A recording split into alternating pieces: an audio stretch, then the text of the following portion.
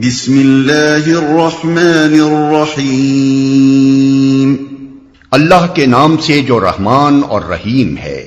وَإِذْ غَدَوْتَ مِنْ أَهْلِكَ تُبَوِّئُ الْمُؤْمِنِينَ مَقَاعِدَ لِلْقِتَالِ وَاللَّهُ سَمِيعٌ عَلِيمٌ۔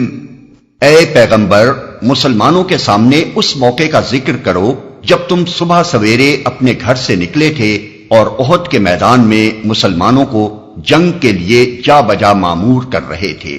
اللہ ساری باتیں سنتا ہے اور وہ نہایت باخبر ہے۔ اے پیغمبر، یہاں سے چوتھا خطبہ شروع ہوتا ہے۔ یہ جنگ احد کے بعد نازل ہوا ہے اور اس میں جنگ احد پر تبصرہ کیا گیا ہے۔ اوپر کے خطبے کو ختم کرتے ہوئے آخر میں ارشاد ہوا تھا کہ ان کی کوئی تدبیر تمہارے خلاف کارگر نہیں ہو سکتی بشرطے کہ تم صبر سے کام لو اور اللہ سے ڈر کر کام کرتے رہو۔ اب چونکہ احد کے میدان میں مسلمانوں کی شکست کا سبب ہی یہ ہوا کہ ان کے اندر صبر کی بھی کمی تھی اور ان کے افراد سے بعض ایسی غلطیاں بھی سرزد ہوئی تھیں جو خدا ترسی کے خلاف تھیں، اس لیے یہ خطبہ جس میں انہیں ان کمزوریوں پر متنبہ کیا گیا ہے مندرجہ بالا فقرے کے بعد ہی متصلاً درج کیا گیا۔ اس خطبے کا انداز بیان یہ ہے کہ جنگ احد کے سلسلے میں جتنے اہم واقعات پیش آئے تھے ان میں سے ایک ایک کو لے کر اس پر چند جچے تلے فقروں میں نہایت سبق آموز تبصرہ کیا گیا ہے۔ اس کو سمجھنے کے لیے اس کے واقعاتی پس منظر کو نگاہ میں رکھنا ضروری ہے۔ شوال 3 ہجری کی ابتدا میں کفار قریش تقریباً 3000 کا لشکر لے کر مدینہ پر حملہ آور ہوئے۔ تعداد کی کثرت کے علاوہ ان کے پاس ساز و سامان بھی مسلمانوں کی بنسبت بہت زیادہ تھا، اور پھر وہ جنگ بدر کے انتقام کا شدید جوش بھی رکھتے تھے۔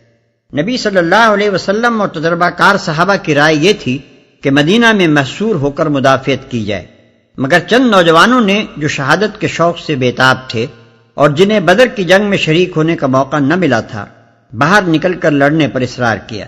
آخر کار ان کے اصرار سے مجبور ہو کر نبی صلی اللہ علیہ وسلم نے باہر نکلنے ہی کا فیصلہ فرما لیا۔ 1000 آدمی آپ کے ساتھ نکلے، مگر مقام شوط پر پہنچ کر عبداللہ ابن ابی اپنے 300 ساتھیوں کو لے کر الگ ہو گیا۔ عین وقت پر اس کی اس حرکت سے مسلمانوں کے لشکر میں اچھا خاصا اضطراب پھیل گیا، حتیٰ کہ بنو سلمہ اور بنو حارثہ کے لوگ تو ایسے دل شکستہ ہوئے کہ انہوں نے بھی پلٹ جانے کا ارادہ کر لیا تھا، مگر پھر اولو العزم صحابہ کی کوششوں سے یہ اضطراب رفع ہو گیا۔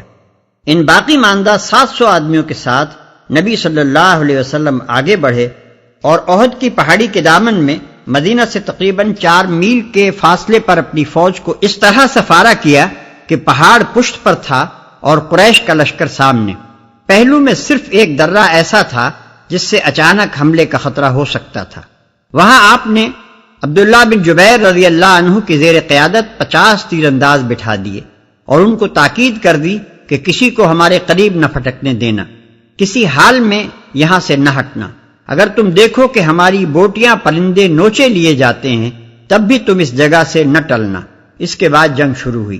ابتداً مسلمانوں کا پلہ بھاری رہا، یہاں تک کہ مقابل کی فوج میں ابتری پھیل گئی، لیکن اس ابتدائی کامیابی کو کامل فتح کی حد تک پہنچانے کے بجائے مسلمان مال غنیمت کی طمع سے مغلوب ہو گئے اور انہوں نے دشمن کے لشکر کو لوٹنا شروع کر دیا۔ ادھر جن تیر اندازوں کو نبی صلی اللہ علیہ وسلم نے عقب کی حفاظت کے لیے بٹھایا تھا، انہوں نے جو دیکھا کہ دشمن بھاگ نکلا ہے اور غنیمت لٹ رہی ہے تو وہ بھی اپنی جگہ چھوڑ کر غنیمت کی طرف لپکے۔ حضرت عبداللہ بن جبیر رضی اللہ عنہ نے ان کو نبی صلی اللہ علیہ وسلم کا تاکیدی حکم یاد دلا کر بہتیرا روکا، مگر چند آدمیوں کے سوا کوئی نہ ٹھہرا۔ اس موقع سے خالد بن ولید نے، جو اس وقت لشکر کفار کے رسالے کی کمان کر رہے تھے، بروقت فائدہ اٹھایا اور پہاڑی کا چکر کاٹ کر پہلو کے درے سے حملہ کر دیا۔ عبداللہ بن جبیر رضی اللہ عنہ نے، جن کے ساتھ صرف چند ہی آدمی رہ گئے تھے، اس حملے کو روکنا چاہا مگر مدافعت نہ کر سکے اور یہ سیلاب یکایک مسلمانوں پر ٹوٹ پڑا۔ دوسری طرف جو دشمن بھاگ گئے تھے وہ بھی پلٹ کر حملہ آور ہو گئے۔ اس طرح لڑائی کا پانسا ایک دم پلٹ گیا اور مسلمان اس غیر متوقع صورتحال سے اس قدر سراسیمہ ہوئے کہ ان کا ایک بڑا حصہ پراگندہ ہو کر بھاگ نکلا۔ تاہم چند بہادر سپاہی ابھی تک میدان میں ڈٹے ہوئے تھے۔ اتنے میں کہیں سے یہ افواہ اڑ گئی کہ نبی صلی اللہ علیہ وسلم شہید ہو گئے۔ اس خبر نے صحابہ کے رہے سہے ہوش و حواس بھی گم کر دیے اور باقی ماندہ لوگ بھی ہمت ہار کر بیٹھ گئے۔ اس وقت نبی صلی اللہ علیہ وسلم کے گرد و پیش صرف 10-12 جانثار رہ گئے تھے اور آپ صلی اللہ علیہ وسلم خود زخمی ہو چکے تھے۔ شکست کی تکمیل میں کوئی کسر باقی نہ رہی تھی، لیکن عین وقت پر صحابہ کو معلوم ہو گیا کہ حضرت صلی اللہ علیہ وسلم زندہ ہیں، چنانچہ وہ ہر طرف سے سمٹ کر پھر آپ کے گرد جمع ہو گئے اور آپ کو بسلامت پہاڑی کی طرف لے گئے۔ اس موقع پر یہ ایک معمہ ہے جو حل نہیں ہو سکا کہ وہ کیا چیز تھی جس نے کفار مکہ کو خود بخود واپس پھیر دیا۔ مسلمان اس قدر پراگندہ ہو چکے تھے کہ ان کا پھر مجتمع ہو کر باقاعدہ جنگ کرنا مشکل تھا۔ اگر کفار اپنی فتح کو کمال تک پہنچانے پر اصرار کرتے تو ان کی کامیابی بعید نہ تھی، مگر نامعلوم کس طرح وہ آپ ہی آپ میدان چھوڑ کر واپس چلے گئے۔ اذ هم الطائفتان منكم ان تفشلا والله وليهما وعلى الله فليتوكل المؤمنون۔ یاد کرو جب تم میں سے 2 گروہ بزدلی دکھانے پر آمادہ ہو گئے تھے، حالانکہ اللہ ان کی مدد پر موجود تھا اور مومنوں کو اللہ ہی پر بھروسہ رکھنا چاہیے۔ 2 گروہ بزدلی دکھانے پر آمادہ ہو گئے تھے۔ یہ اشارہ ہے بنو سلمہ اور بنو حارثہ کی طرف، جن کی ہمتیں عبداللہ بن ابی اور اس کے ساتھیوں کی واپسی کے بعد پست ہو گئی تھیں۔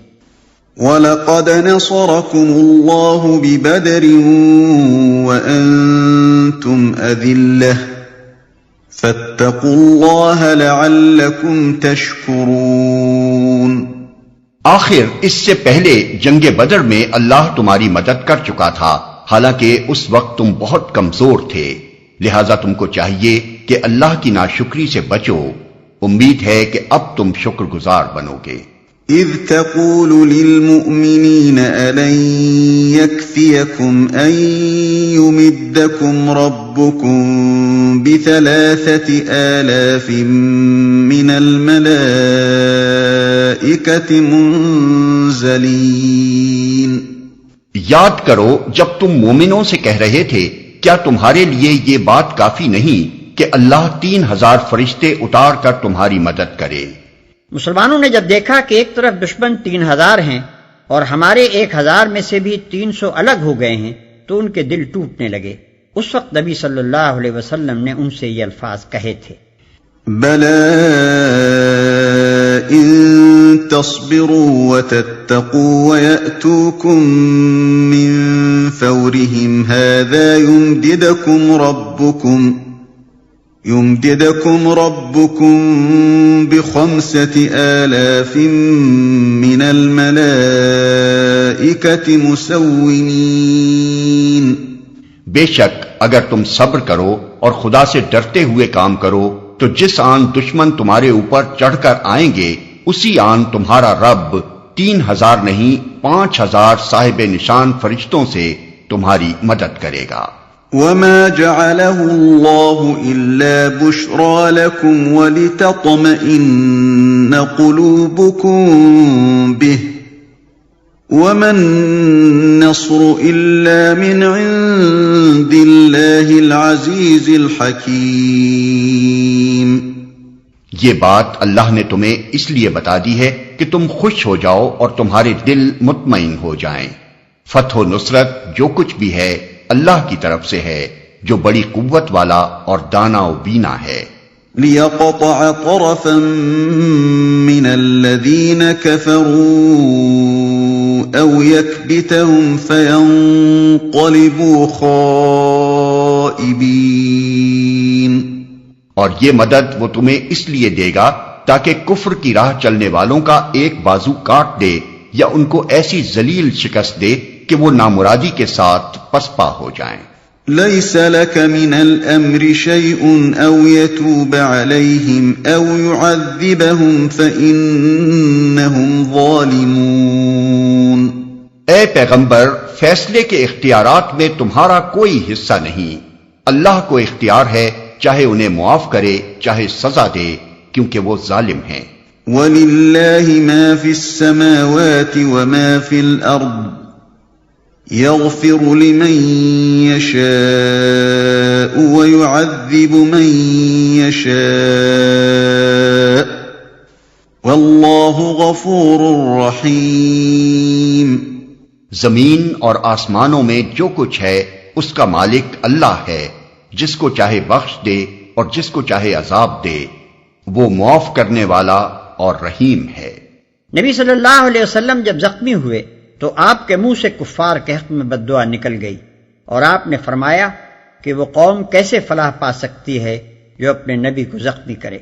یہ آیات اسی کے جواب میں ارشاد ہوئی ہیں۔